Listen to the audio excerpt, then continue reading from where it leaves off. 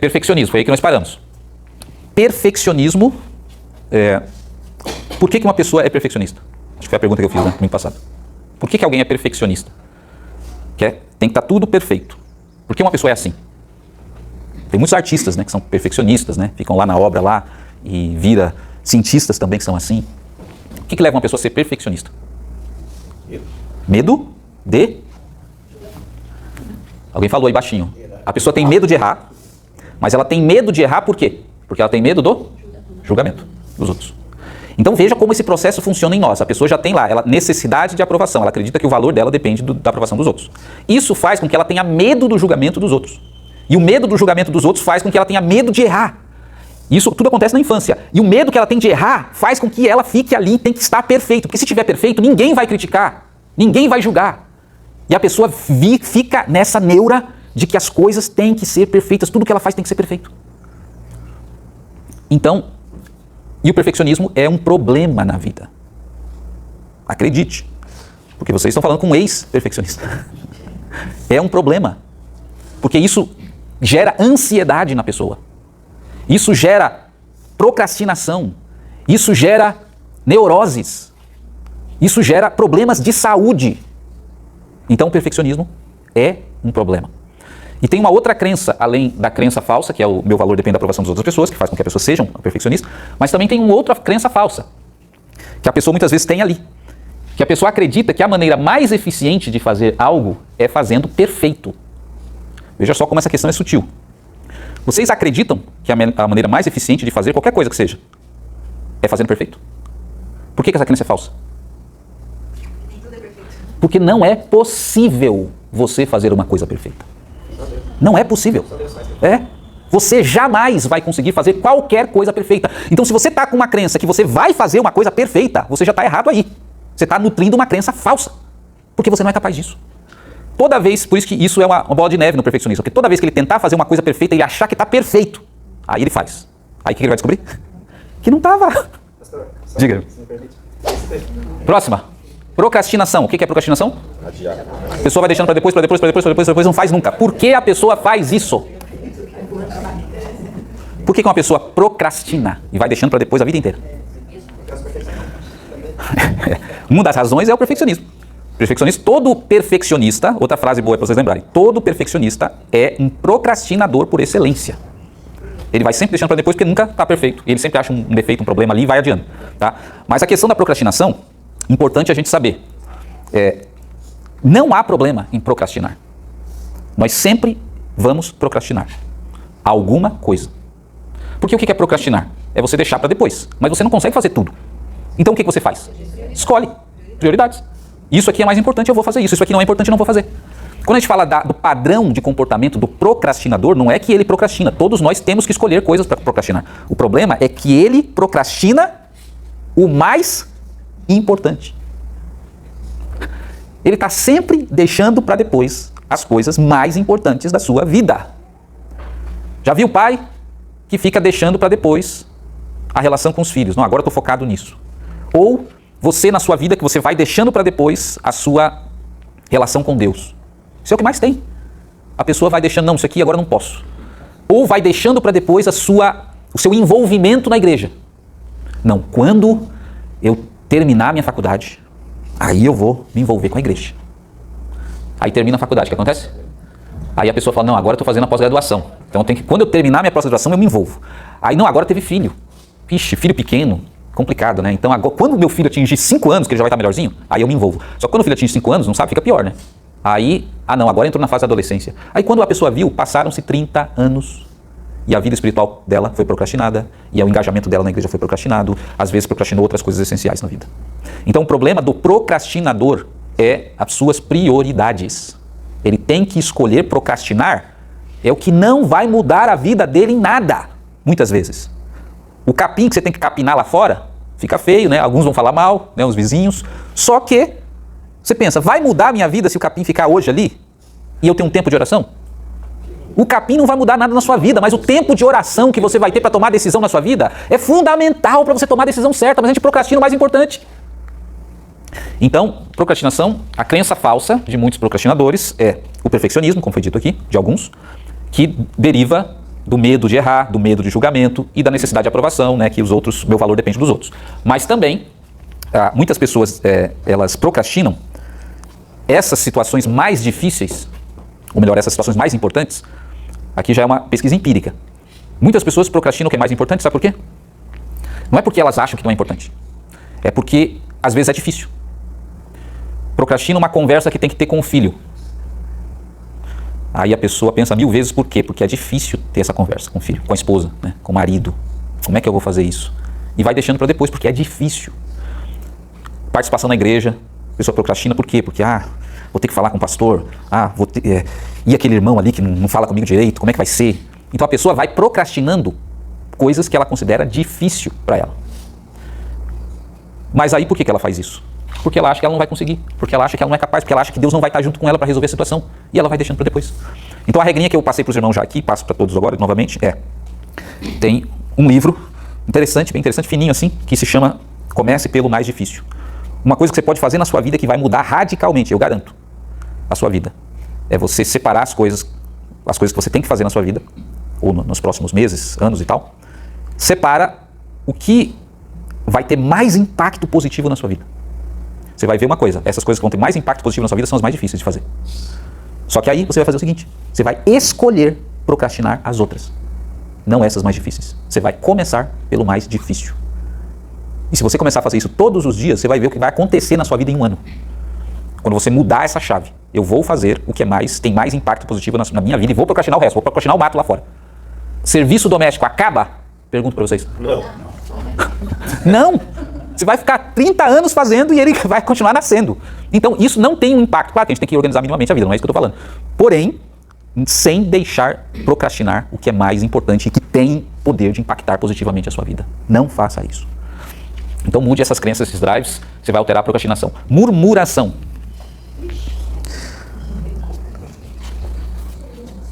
Por que uma pessoa murmura? Reclamação, né? Reclamão. Por que uma pessoa reclama? Tem esse padrão de comportamento de ficar reclamando, murmurando. Quais seriam as possibilidades disso? Não, ficar insatisfeito. Está insatisfeito. Satisfeito com a vida.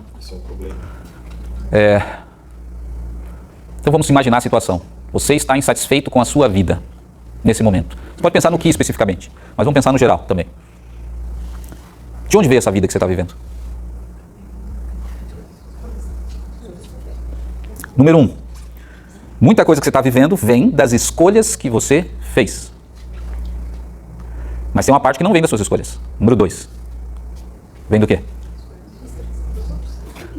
Vem dos outros. O que mais? O resto da sua vida que não foi você que escolheu, mas você está vivendo do mesmo jeito. O pessoal lá do Rio Grande do Sul escolheu ter aquele problema todo lá que alagou tudo. De onde vem o resto? Então preste atenção. Vem, se não está no seu domínio, veio de Deus. Ou Deus determinou, ou Deus permitiu. Então você está reclamando do quê exatamente? Me explica. Você está reclamando, no primeiro caso, se a sua vida está assim por decisões que você tomou, você não devia estar reclamando, você devia estar fazendo o quê?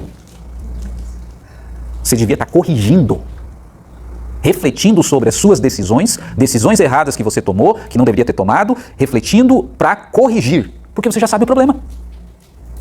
Mas se você está reclamando, é porque você está dizendo que a responsabilidade não foi sua. Caso contrário, você não reclamaria, você resolveria. Agora, número 2. Não foi você, as suas escolhas que te levaram para essa situação, é a situação de muitas pessoas. Força maior. Você está nessa situação e não dependeu das suas escolhas. Você está reclamando do quê? Como o irmão falou ali, você está reclamando de Deus. Você está dizendo que Deus não fez, ou melhor, essa é a sua crença inconsciente, que Deus não fez o que era melhor para a sua vida. E você está reclamando disso. Moisés reclamou alguma vez com Deus? Moisés reclamou na caminhada do deserto? Reclamou alguma vez com Deus ou não? Uma só? Não. A gente é humano, né?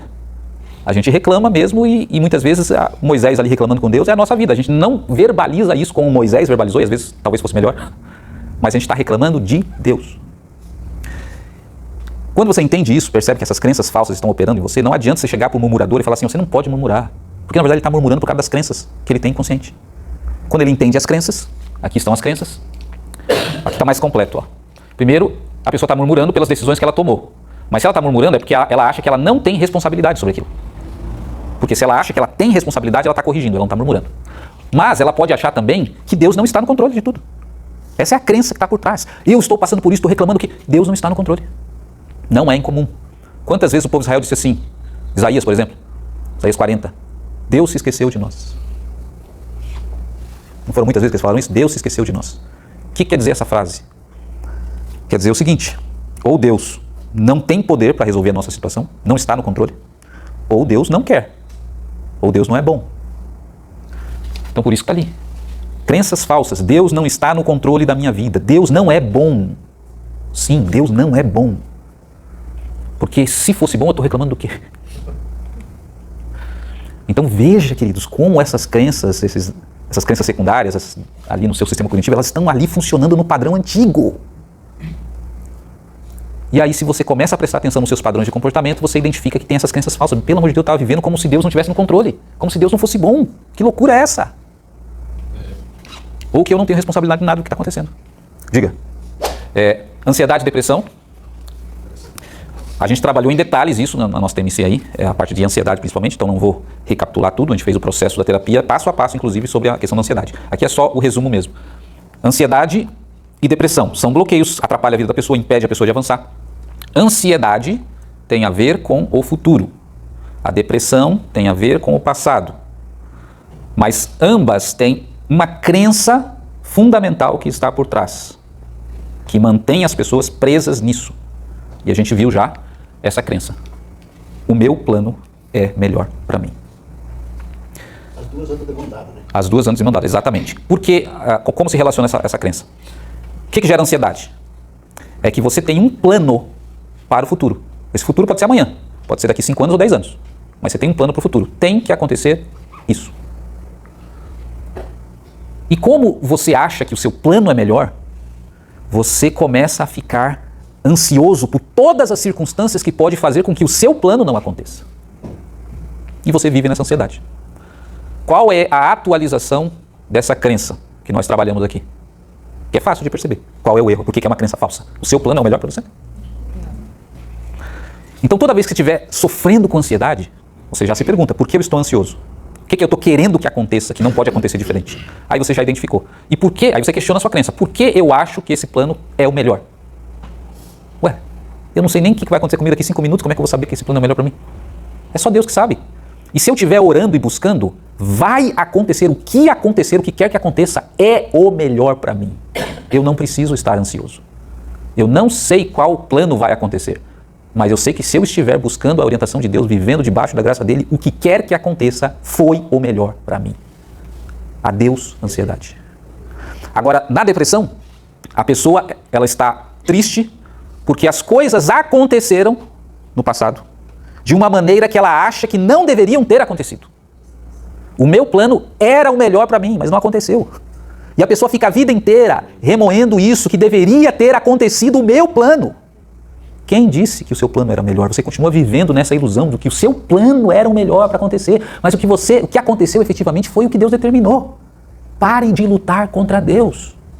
Aceite que o plano dele se estabeleceu e que o plano dele é o melhor que poderia ter acontecido, mesmo que você ache que o seu plano era melhor no passado. Você não vê todos os caminhos, todas as bifurcações da vida para saber se aquilo que teria acontecido realmente seria o melhor. Então, essas são as crenças falsas ali por trás da ansiedade e da depressão. Aí hoje em dia fala-se assim, a depressão, frequentemente, eles diferenciam a depressão que é uma mera tristeza, e a depressão que é a alteração dos níveis químicos lá, por exemplo, no seu sangue da serotonina, que é o hormônio lá, os neurotransmissores da felicidade. Aí fala, não, a pessoa não tem depressão, não é porque ela quer, é porque os níveis de serotonina baixaram, então a pessoa tem que tomar aquele remedinho que se chama? Cada um tem o seu preferido, né? O antidepressivo, para regular esses níveis de serotonina. E eu vou dizer para vocês, você pode confirmar isso com qualquer pesquisa no Google, pesquisa em artigos acadêmicos, o que você quiser. O que altera os níveis de serotonina, porque eles se alteram mesmo, são seus sentimentos. Se você, por qualquer razão, seja pelo seu passado, que aconteceu, alguma coisa que não era do seu plano, você começa a nutrir o sentimento de tristeza, de angústia, sentimentos negativos. Isso vai diminuir a serotonina no seu cérebro. E se você permanecer muito tempo com esses níveis de serotonina lá embaixo, adivinha o que acontece? Você vai ter dificuldade para que eles subam de novo. E essa é a realidade de muitas pessoas. Esse nível não sobe, o sistema de funcionamento do corpo se desregula.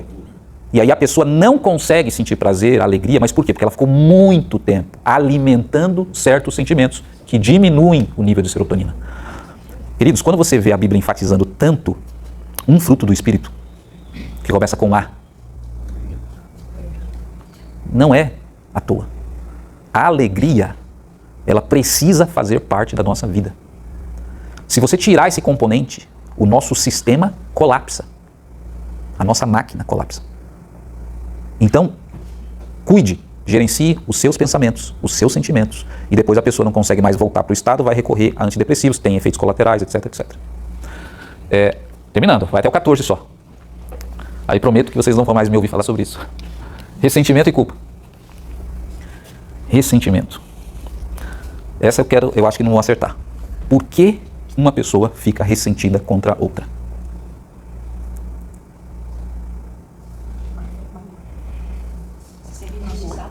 Injustiçada, mágoa, decepção. Ok, pegamos alguns pontos aqui. A pessoa pode ficar ressentida por decepção, por alguma mágoa, por alguma situação, por uma injustiça e assim por diante. Agora, por que essas coisas que pessoas podem fazer contra você te deixam ressentido? Porque o ressentimento, reforçando, já falou isso anteriormente, ressentimento vem de ressentir. Então você fica sentindo de novo, de novo, de novo, de novo. Por que que essas coisas, que a gente mencionou aqui algumas delas, fazem uma pessoa ficar ressentindo, remoendo? Falta de perdão. Por que que uma pessoa não perdoa? Aí ele está chegando na crença inconsciente que está lá escondida. Por causa do orgulho. Mas o que que a pessoa está acreditando quando ela dá vazão para o orgulho em vez do perdão? No fundo, o que que ela está acreditando para tomar essa decisão? Orgulho e perdão? Hã? Olha, chegaram no ponto, hein? Chegamos no ponto da crença. A crença, queridos, aqui, eu sou realmente bom e justo. Por quê? Porque se ela não se considera realmente boa e justa, isso que ela está remoendo, ressentindo a respeito da pessoa, ela faz também. Ela também faz. E se ela faz, por que ela vai fazer algo contra uma pessoa que ela mesma precisa receber? Porque ela também faz.